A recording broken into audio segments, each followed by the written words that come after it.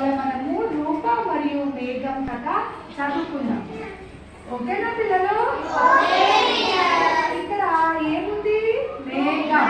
మేఘం ఏ రంగులో ఉంటుంది? తెల్లగా ఉంటుంది. మేఘాలు ఎక్కడ ఉంటాయి? ఆకాశంలో ఉంటాయి. నీలి రంగు ఆకాశంలో తెల్ల తెల్లటి మేఘాలు ఉంటాయి. నీలి రంగు, అందుకే ఈ పుస్తకం నీలి రంగులో ఉంది. మేఘం ఏ రంగులో ఉంటుంది? తెల్లటి రంగులో ఉంది కదా.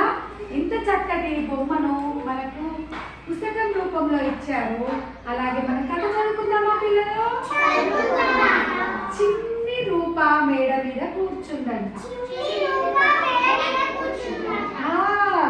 మేడ పైన కూర్చొని పైకి చూస్తూ ఉంది. అయితే దానికి ఎవరు ఫ్రెండ్స్ లేరంట. అయితే పాపం రూప అంది, నేను నీ దోస్తు ఉంటాను అని చెప్పిందంట. ఆ తర్వాత దోస్తు అయ్యిందంట. ఇద్దరు ఆడుకున్నారంట.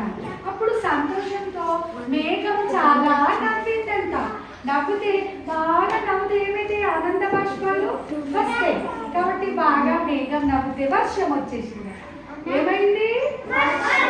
వర్షం వచ్చేసిందట. ఎలా వస్తుంది వర్షం సౌండ్? వర్షం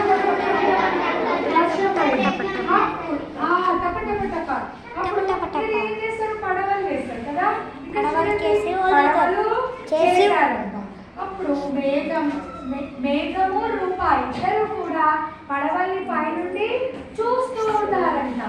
ఆ తర్వాత వీళ్ళు చాలా ఆనందంగా కలిసిమెలిసి ఉన్నారంట. మీరందరూ కూడా ఎలా ఉండాలి ఫ్రెండ్స్? ఉండాలి. స్నేహం బాగా హ్యాపీగా మనము